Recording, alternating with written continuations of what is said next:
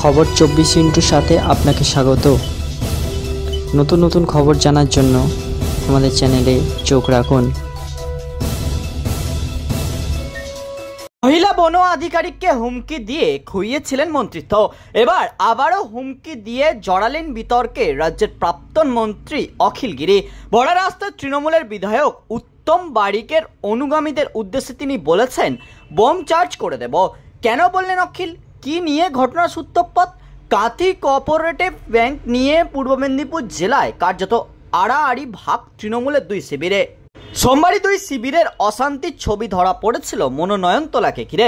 প্রার্থীদের উদ্দেশ্য করে ওঠে চোর চোর স্লোগান। এরপর মঙ্গলবার সেই উত্তাপ আরও এক ধাপ বাড়ে।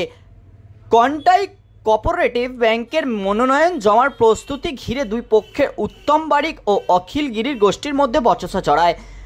অভিযোগ, অখিল গিরিকে কটূক্তি ও গালিগালাজ করে উত্তমের অনুগামীরা। পাল্টা অখিলকে বলতে শোনা যায়, বোম চার্জ করব, 5 মিনিটে বুঝিয়ে দেব, 5 মিনিটে খতম করে দেব, বুঝবে মজা। এ প্রসঙ্গে বিজেপি মুখপাত্র জগন্নাথ চট্টোপাধ্যায় বলেন, এটা নতুন নয়, তৃণমূল মানেই বোম বন্দুক ভোট লুট, এটা নতুন কিছু নয়, এই সব হতেই থাকবে। এই কারণে হিন্দু বাঙালি ঠিক করেছে 2026-এ বিজেপি আসবে।